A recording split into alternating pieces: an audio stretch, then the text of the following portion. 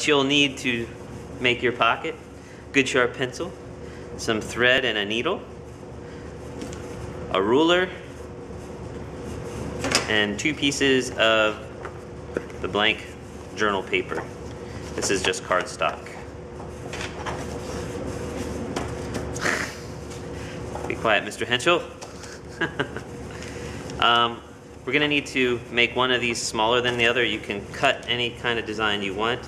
I'm just going to kind of cut a curve. You can draw any kind of line you want, and then we're going to cut on that line. Another supply you'll need: scissors.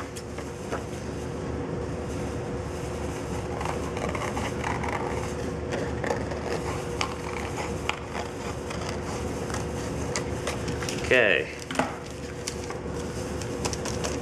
So now we have 2 pieces of paper, and we're going to need to combine them so that we can make this into a pocket.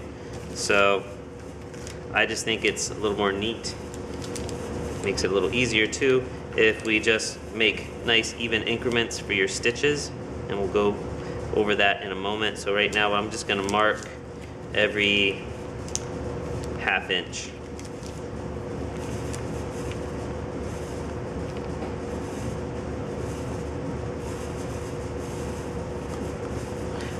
And we'll be back in a moment. So now, miraculously, through digital editing, you can see I have 1/2 inch increments all around the edge of my paper.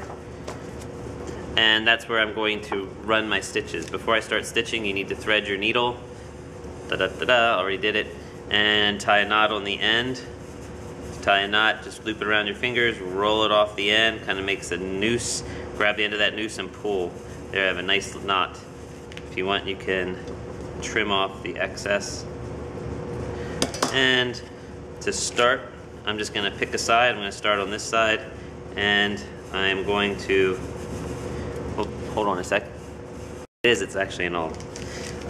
You can just push through with the needle, but what I'm going to do first to make this easier is I'm going to use an awl, or we can borrow some ceramic needles from Mr. Henschel, and I'm just going to poke through on my measured increments here of 1/2 inch, just so I don't have to punch through with the sewing needle each time.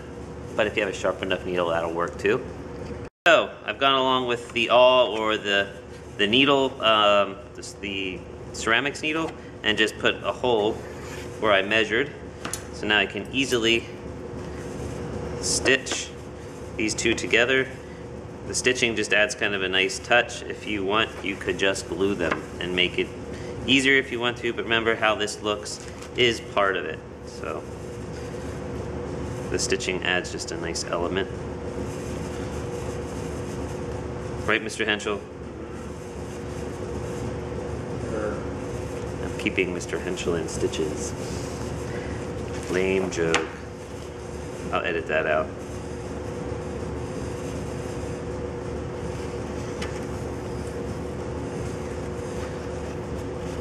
Oh, how'd that end up in there? That's a big knot. I'm doing real well here. Ah! Alright, so I want to start with the knot in between so you can't see it. And I'm going to do a blanket stitch. You can use any stitch you want. You could even just do a running stitch or a round stitch where you just kind of keep going around the edge. That might be the easiest. Just going to keep going around entering from the back side each time. I'm going to go through the loop. Watch that it doesn't get all messed up there. Just as I go, take the needle, come through the back. As that loop of thread is closing, I'm going to run through it and pull. And I'm just going to do that the entire way around. Again, coming from the back through to the front. And as I'm pulling and that loop is closing, I'm going to go back through that loop. Careful not to make a mess. Do that one more time. From the back through to the front as this loop is closing. I'm going to go back through it. And that'll run like a nice string along the edge of your journal page. Okay, to tie a knot when you're done, just make a loop. Put the end through the loop, pull on the end of the loop and the loop until you have a knot down against your last stitch and pull. Voila, you're done. Okay, now you're ready for base layer step 1. You'll see that video on the page, and you can use this the same way you would any other blank piece of paper to start putting down your base layer. And I'll go over the base layer later, but just think of this in the same way. Just remember that you do have the pocket, and this will be for if you want to handwrite a story and you don't want to write it on the page, you could make a pocket to put your handwritten material in the pocket. It's also a good place to keep your ephemera that you're collecting for use on the pages, and just a nice little place to, you know, store things. You can come up with all kinds of ways to use this for different assignments. It's just one solution. You can make pockets in a lot of different ways. You could glue envelopes onto your page. It's all really up to you. I'm just giving you one option.